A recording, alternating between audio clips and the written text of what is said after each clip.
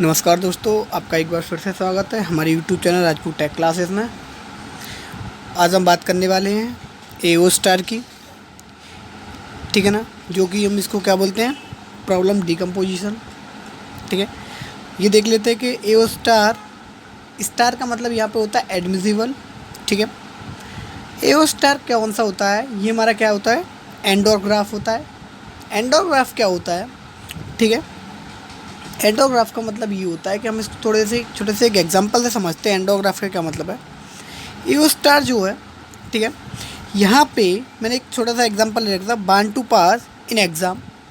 Exam में मैं पास होना चाहता हूँ, ठीक है, तो मेरे पास कितने ऑप्शन हैं, 2 ऑप्शन होंगे। कौन कौन से? पहला ऑप्शन जो होगा, डू चीटिंग और पास हो जाऊँ, यानी कि मैं चीटिंग करूँ और पास हो जाऊँ। एक जो ऑप्शन होगा वो होगा do hard work and pass it. ठीक है ना।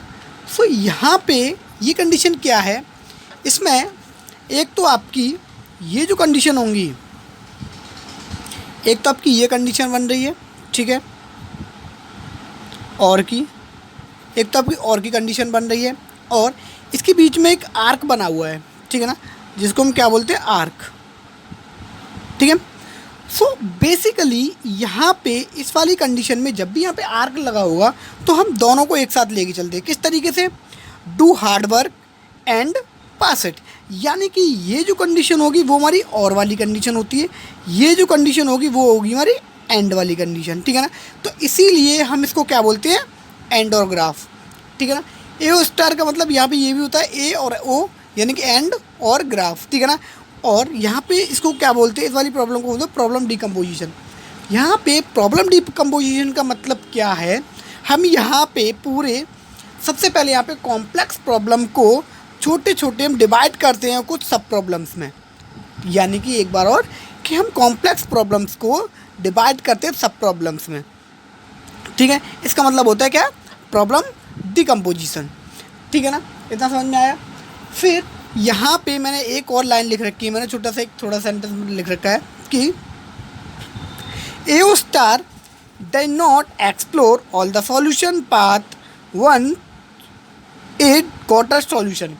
यानी कि इसका क्या मतलब हुआ कि एओ स्टार है वो, अगर वो फर्दर एक्सप्लोर नहीं करेगा अगर उसे एक बार सॉल्यूशन मिल जाता है तो। क्या मतलब हुआ उसका कि एओ स्टार फर्दर एक्सप्लोर नहीं करता है जब उसको एक बार सॉल्यूशन मिल जाएगा। ठीक है ना। अब मैं एक और बात बताऊँ कि ए स्टार जो है, ए स्टार जो हमारा ऑप्टिमल सॉल्यूशन देता है, यानी कि गुड सॉल्यूशन भी और ऑप्टिमल सॉल्यूशन भी देता है।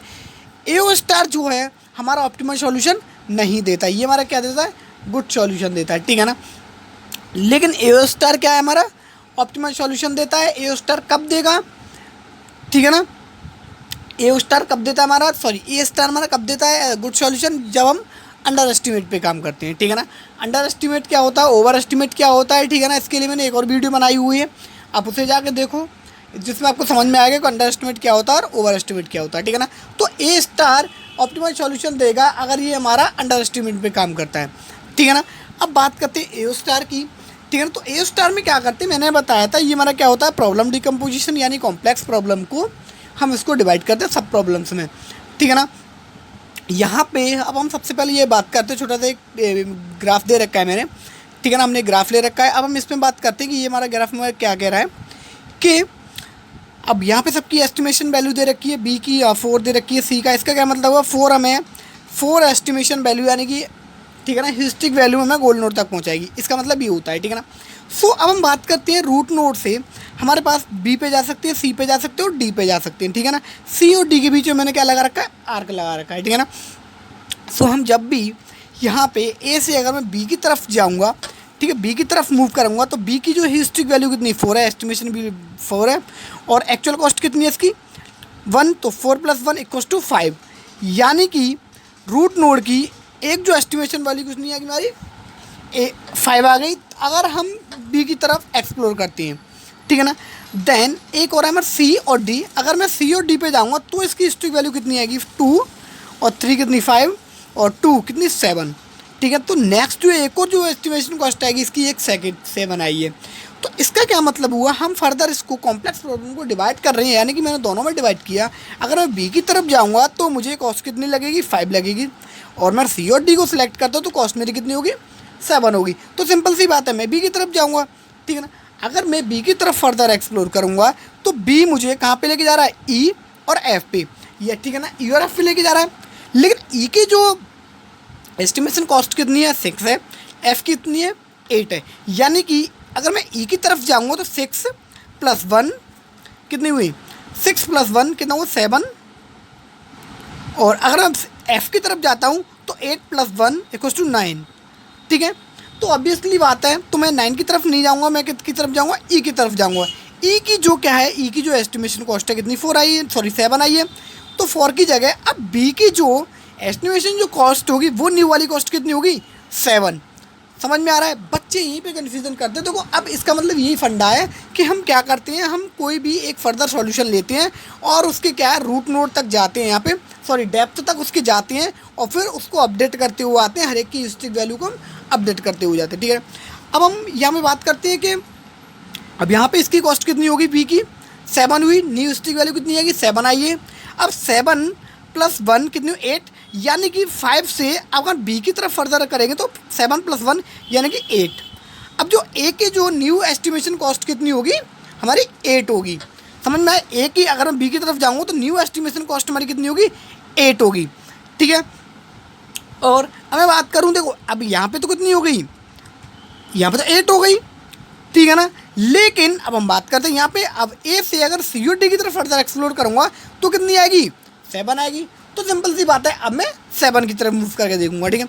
अब क्योंकि इसके डेप्थ तक है तो इसके डेप्थ तक 8 आई है, अब इसके डेप्थ तक जाएंगे तो इसके डेप्थ तक की वैल्यू देखेंगे, अरे इसके डेप्थ तक की वैल्यू ज़्यादा मैक्सिमम होती है अगर इस बार बी से, तो हम फर्दर इस वाले को एक्सप्लोर करेंगे, ठीक है ना। अब हम इसको भी हम चेक करेंगे साथ के साथ।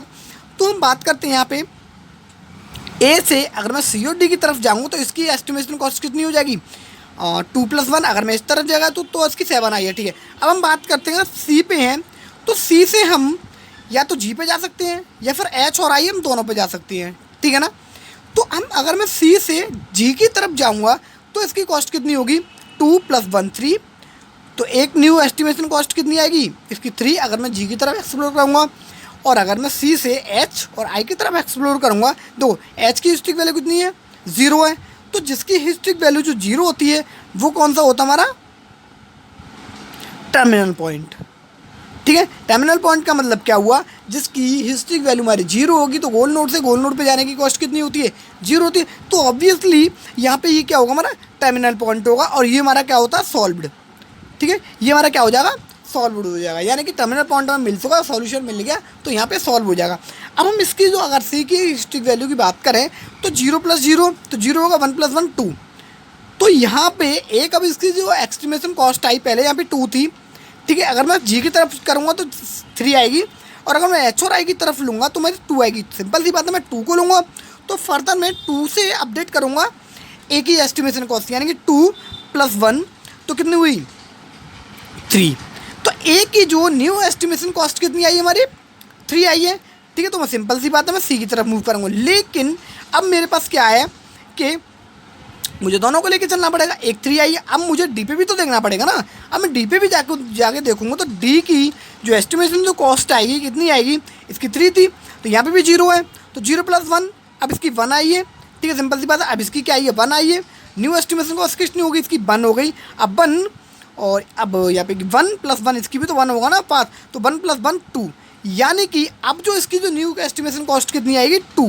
देखो अभी यहाँ के, अब देखो यहाँ पे क्या है, इसने 2 कंडीशन हो गई अब इसके बाद, या तो सी बी पे जाए या सी पे जाए या डी पे जाए।